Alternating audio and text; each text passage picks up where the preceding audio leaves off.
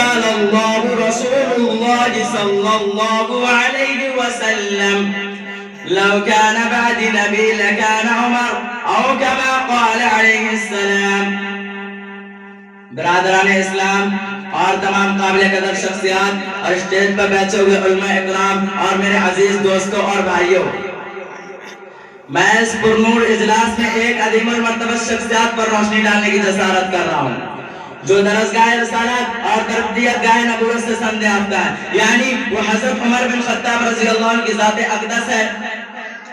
حضرت عمر رضی اللہ عنہ ایسی درسگاہ سے فارغ ہیں جس کا مشن دعوت اللہ، جس کا معلم محمد رسول اللہ، جس کا نصاب کلام اللہ.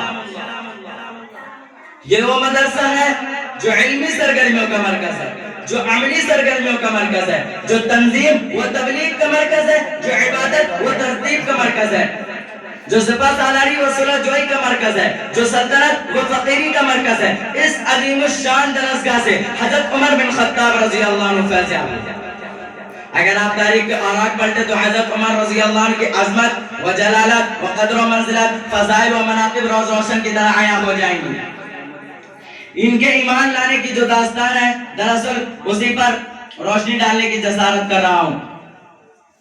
برادران اسلام، نور نبوت چمک رہا ہے، آسمان روشن ہے، زمین جگمگا رہی ہے، مشرق و مغرب، شمال و جنوب میں ہدایت و سعادت کا ایک اجالا ہے. عرش پر برسنے والا نور فرش پر پھیلنا چاہتا ہے، لیکن پرستانے کفر و شرک جہالت کو ہدایت پر، ظلمت کو ضیاء پر، سخاوت کو سعادت پر، سیاہی کو سفیدی پر ترجیح دی جا رہی ہے. نور نبوت کو ختم کرنے کی سازشیں ہو ہی جا رہی ہیں.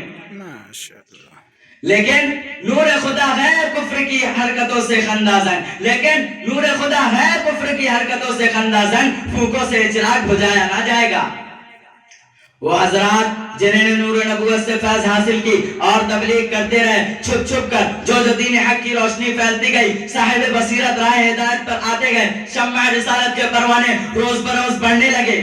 کفار مکہ نے غیر متوقع صورتحال دیکھی تو انہوں نے غریب ناتوا لوگوں کو اسلام سے برگشتہ کرنے کے لیے جبر و جفا، ظلم و ستم کے پہاڑ توڑ ڈالے کہ مہر و ماں کانپے، زمین لرزی، فلک تھرا گیا.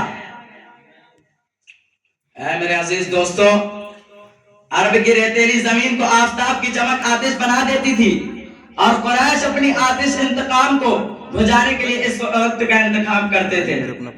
وہ خدا کی توحید، مصطفیٰ کی رسالت کا اقرار کرنے والے غریب ناتوا مسلمانوں کو دوپہر کے آتش بار میں گھروں سے باہر نکالتے اور آگ اگلتی زمین پر چٹ لٹا دیتے اور ان کے سینے پر وزنی پتھر رکھتے. کبھی ان کے بدن کو آگ سے جھلسایا جاتا، کبھی گرم لوہے سے داغا جاتا، یا کبھی پانی پر ڈبکیاں دے کر انکار حق پر آمادہ کیا جاتا. لیکن اہل ایمان اس کے باوجود عہد پکارتے رہتے. کسی شاعر نے کیا خوب کہا ہے، آئینی جوان مردہ حق گوئی و بیبا کی، کہ آئینی جوان مردہ حق گوئی و بیبا کی، اللہ کے شعروں کو آتی نہیں رباہی.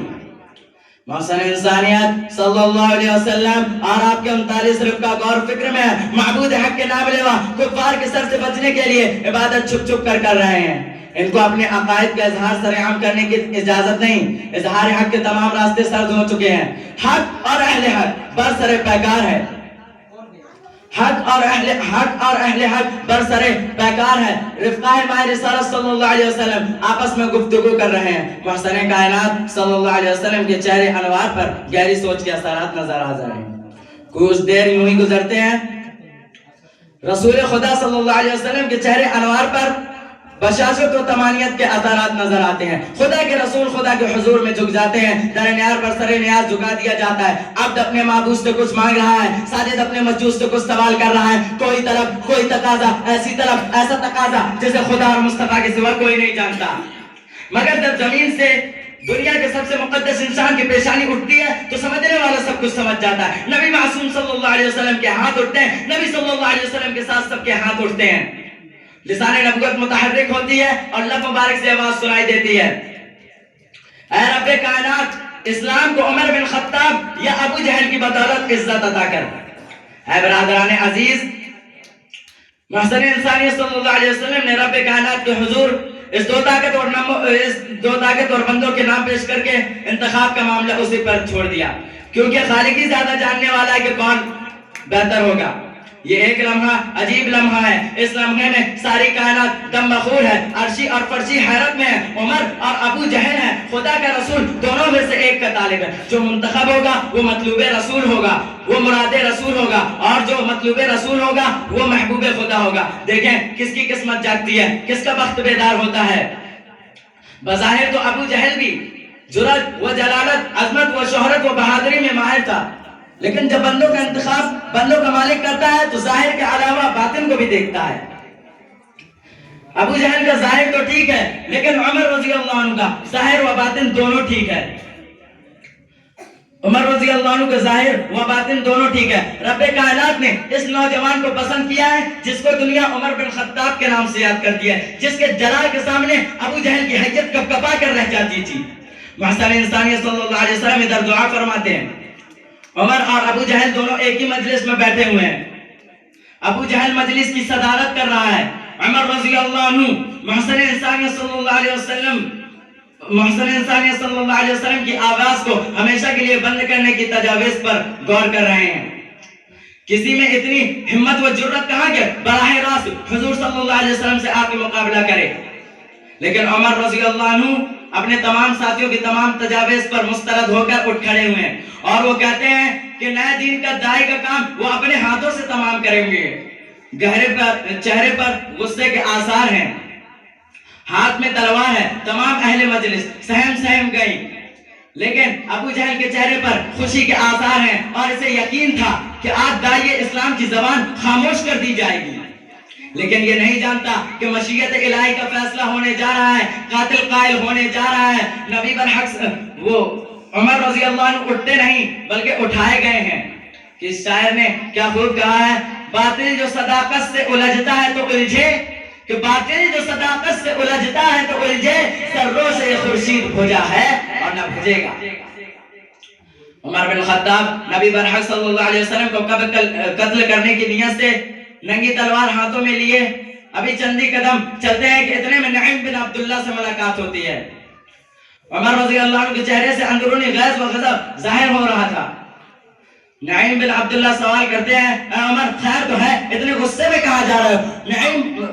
عمر رضی اللہ عنہ کہتے ہیں کہ نئے دین کے علم بردار کا کام تمام کرنے جا رہا ہوں۔ فوراً نعیم بن عبداللہ نے کہا، وہاں جانے سے پہلے قبل اپنے گھر والوں کی خبر لے لو، تمہارے بہن و بہنوئی اسی پیغمبر کا دین قبول کر لیا ہے۔ یہ سنتے ہی عمر رضی اللہ عنہ کا راستہ بدل گیا، لیکن ارادہ نہیں بدلا۔ اسی وقت بہن کے گھر بہن کو خباب بن ارت قرآن پڑھا رہے تھے۔ گھر کا دروازہ بند تھا تاکہ قرآن پڑھتے وقت کوئی مشرک نہ دیکھے۔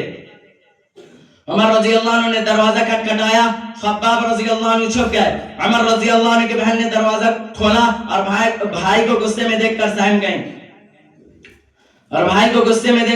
سہم گئیں، اور عمر رضی اللہ عنہ نے اپنی بہن کو ڈانٹا اور کہا کہ میں جانتا ہوں تم نے آبائی دین کو چھوڑ کر نئے دین کو قبول کر لیا ہے، اور سعید بن زید کو مارنا شروع کر دیا۔ شوہر کی دفعہ میں بہن بھی مار کھائیں۔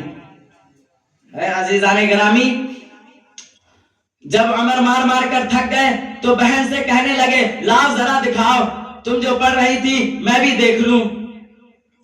فاطمہ رضی اللہ عنہ نے کہا، اسے ناپاک ہاتھ لگانا حرام ہے، پہلے غسل کرو۔ ادھر محسن انسانیت صلی اللہ علیہ وسلم کی دعا مستجاب ہو چکی تھی۔ عمر رضی اللہ عنہ نے کتاب الہی کو دیکھنے کے لیے غسل کیا ہے تو ساتھ میں دل کی سیاہی بھی دھل گئی، کفر و شرک، عداوت و نفرت بھی دھل گئی، اختلاف و جہالت ساتھ میں دھل گئی۔ بعض حضرات نے کہا کہ سب سے پہلی آیت پر نظر پڑی، جس کا ترجمہ یہ ہے، زمین و آسمان کے درمیان ہر چیز اس اللہ کی حمد و ثنا کرتی ہے جو زبردست حکمت کا مالک ہے۔ لفظ لفظ دل میں اتر گیا، روح اور قلب آفتاب سے، روح اور آنکھیں آفتاب سے روشن ہو گئیں۔ پہلے قرآن سنا تھا، آج خود پڑھ لیا۔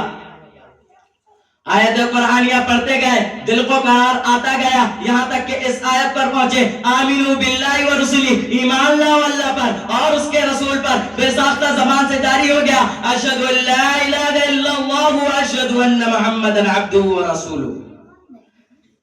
کلمہ کی آواز سنتے ہی خباب رضی اللہ عنہ باہر آتے ہیں اور کہتے ہیں، مبارک ہو مبارک ہو، محسن انسان صلی اللہ علیہ وسلم کی دعا تمہارے حق میں قبول ہو گئی ہے۔ عمر رضی اللہ عنہ یہ سنتے حیران و پریشان ہو گئے کہ میں جس ہستی کو ہٹانے جا رہا تھا وہ ہستی میرے حق میں دعا کرتی ہے۔ عمر رضی اللہ عنہ اب پلک جھپکنے سے پہلے محسن کائنات صلی اللہ علیہ وسلم کا روئے طیبہ دیکھنے کے لیے بے قرار ہیں۔ عمر رضی اللہ عنہ غیر مانوس طور پر دربار رسالت میں حاضر ہو جاتے ہیں اور دستک دیتے ہیں۔ تمام صحابہ کرام خوف زدہ ہو جاتے ہیں کہ عمر کے ہاتھ میں ننگی تلوار ہے، لیکن یہ کسی کو معلوم نہیں کہ رسول اللہ صلی اللہ علیہ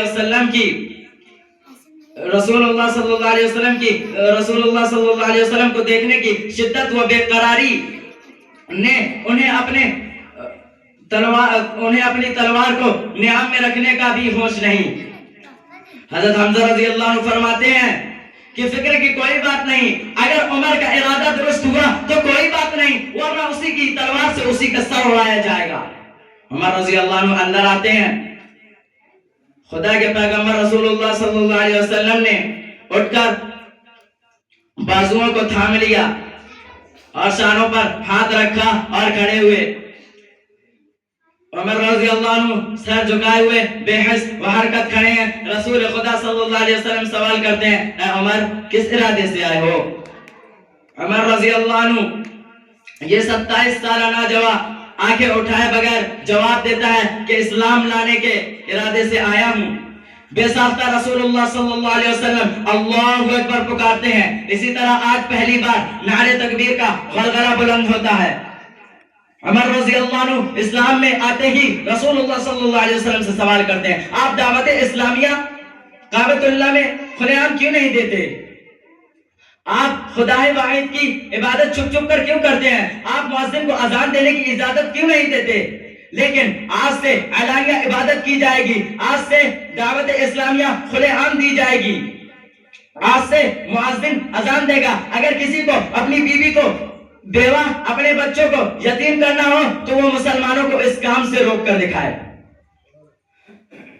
یہ وہی عمر ہے جس کے بارے میں رسول اللہ صلی اللہ علیہ وسلم کا ارشاد گرامی ہے، لو کان بعدی نبی لکان عمر، اگر میرے بعد کوئی نبی ہوتا تو وہ عمر ہوتا۔ حضرت عمر رضی اللہ عنہ کے اندر ایسی تمام خصوصیات حامل تھی جس کی بدولت اسلام کو ترقی و بلندی ملی۔